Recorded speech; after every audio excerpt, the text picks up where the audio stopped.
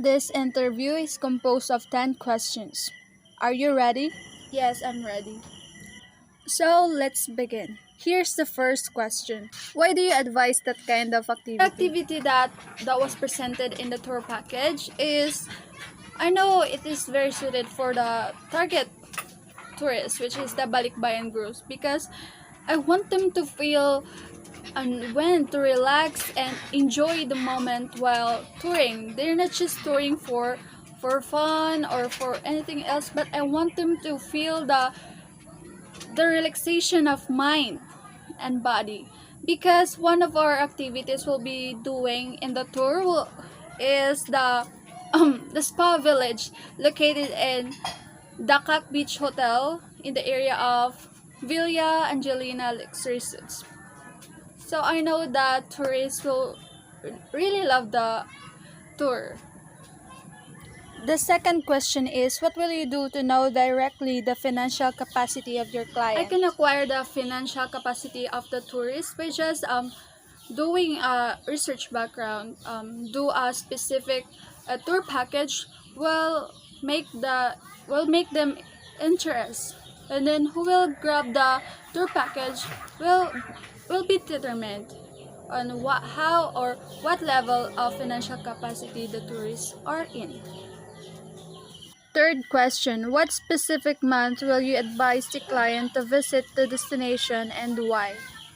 The Pitan City is yearly celebrated the festivity of St. James the Great. So the best month to go there is in the month of July, because the Pitan is really emerging tourist attractions nowadays because of their historical, cultural, and man-made destination. So um, this is the best time as well to go there and celebrate with the Dapitanans. Next question is when you conduct your sales pitch, the client has requested specific transportation, lodging, and food, and then asks you to work it out within their budget.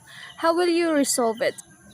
Then we will choose the destinations that are um, would likely love to visit with the tourists. A lot of ways if you wanted to make your tourists love your package. You know, it's not about money, but it's about their experience and their feedback after the tour. The fifth question is what strategy will you do to ensure that the client will approve your sales pitch? Attract them by using your voice. Your how the way you communicate will be determined if it is worthy to visit the place, because the communication skills is very important to attract the tourists or your specific target audience. So by that it will helps you make their trust and go to the tour that you have been presented. The sixth question is what is the FOC rule when it applies to tour costing?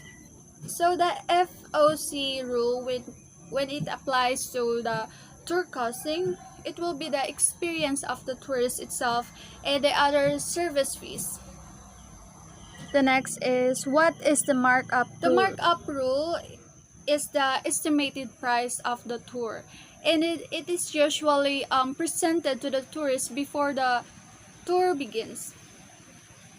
For the eighth question, what is the best type of tourism activity you can advise to a Japanese tourist? So the best destination for Japanese tourists will be the natural destination like water adventure and other land activities.